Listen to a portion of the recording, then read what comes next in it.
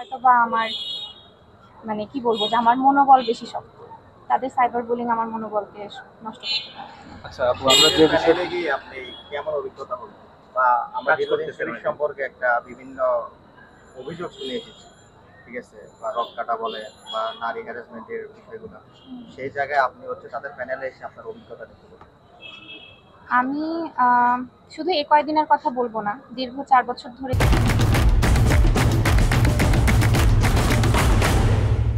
তো আমি ক্যাম্পাসে অবস্থান করছি।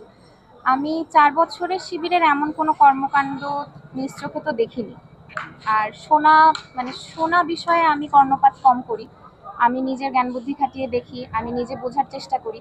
সেদিক থেকে আমার কাছে মনে হয়েছে যে এগুলো প্রোপাগান্ডা, এগুলো মিথ্যাচার হতে পারে। এটা আমার নিজস্ব উপলব্ধি এবং এগুলো থেকে আমি মনে করি যে আসলে প্রত্যেকেরই এ ব্যাপারে চিন্তা করা উচিত যে কোনটা সত্যি কোনটা মিথ্যা। সেই অনুযায়ী সবাইকে ডিসিশন নিতে হবে।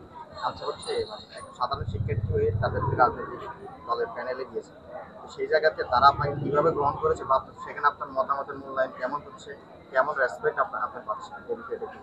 আচ্ছা, তো প্রথমত এটা তো শিবির সমর্থিত প্যানেল। এটার মধ্যে শুধু শিবিরের লোকজনই আছে এমন না, আমরা সাধারণ শিক্ষার্থী আছি, সনাতন ধর্মাবলম্বী ভাই আছেন, নারী প্রার্থী আছি।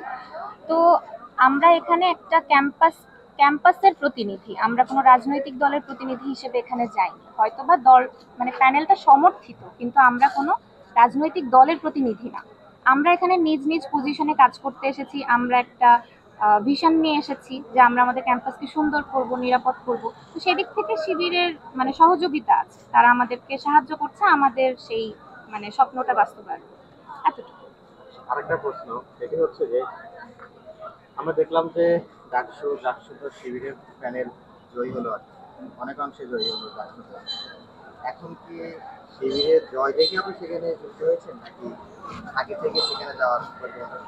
আচ্ছা, মনোনয়নের বিষয়টা দেখা যাচ্ছে যে ডাকসুর রেজাল্ট হওয়ারও আগের থেকেই কিন্তু এটা চলছে যে আমরা মনোনীত হয়েছি বা তাদের সাথে কাজ করবো, এটা আমরা আগে থেকেই ঠিক করেছি। জাকসু তো 9 তারিখের পর হল, তার আগে থেকেই তো আমাদের প্যানেল আসলে নির্ধারিত যে আমরা এভাবে কাজ করবো, অমুক প্যানেলের সাথে যাবো বা কাজ করবো।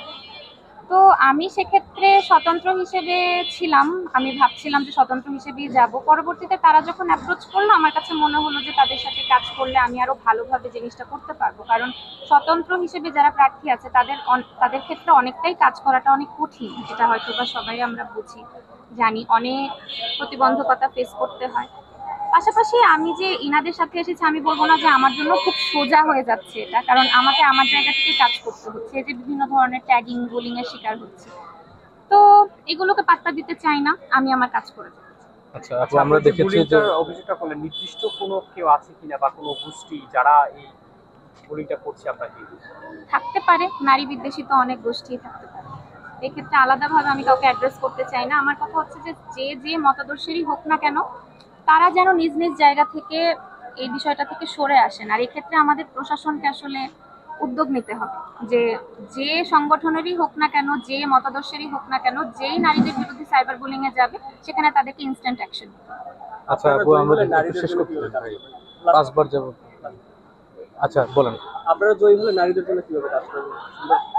আমরা আমরা চাই যে নারীরা একটা নিরাপদ ক্যাম্পাস পাক, এমন একটা ক্যাম্পাস পাক যেখানে এসে তাদেরকে ভীতির সাথে রাস্তায় চলাচল করতে হবে না, তারা যেন নির্বিঘ্নে চলাচল করতে পারে। তো সেক্ষেত্রে আসলে ক্যাম্পাসের নিরাপত্তাটা তো প্রথম প্রায়োরিটি আমাদের, যে নারী হিসেবে যেন আমরা ক্যাম্পাসে একটা নিরাপত্তা পাই। এজন্য আমরা 24/7 একটা হেল্পলাইন চালু করার ব্যাপারে চিন্তা করেছি, পাশাপাশি নিরাপত্তা বুথ চালু করার ব্যাপারে চিন্তা করেছি।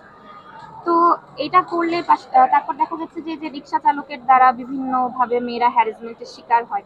সেক্ষেত্রে আমরা চিন্তা করেছি যে আসলে বিশ্ববিদ্যালয়ের সিম্বল সম্বলিত যদি কিছু নিবন্ধিত রিক্সা থাকে ক্যাম্পাসে, অনেক ক্ষেত্রেই আমরা অপরাধীকে শনাক্ত করতে পারবো এবং সেখানে তৎক্ষণাৎ একটা শাস্তির সম্মুখীন আমরা তাদেরকে করতে পারবো। শাস্তির সম্মুখীন হলে আমি আশা করি যে অপরাধ প্রবণতাটাও কমে আসবে এবং নিরাপত্তার ব্যাপারটা আরো বাড়বে।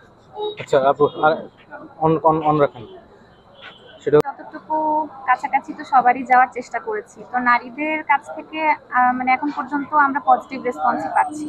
তারা এরকম কোনো ব্যাপারে আমাদের কাছে বলেনি যে আপু আমরা ভয় পাচ্ছি যে আসলে এরকম কিছু হবে কিনা। হ্যাঁ, কিছু সংখ্যক শিক্ষার্থী তো একটু আশঙ্কা করছেনই, কারণ বিভিন্ন ধরনের প্রোপাগান্ডা তো আগেও চালানো ছিল, 24-এর আগেও অনেকভাবেই বলা ছিল। এগুলো নিয়ে কিছু সংশয় থাকলেও ম্যাক্সিমামই বেশ পজিটিভ রেসপন্স দিয়েছে। তো আমরা আশাবাদী যে হয়তো একটা ভালো কিছু আউটকাম আসবে। ঠিক আছে, থ্যাংক ইউ। Thank you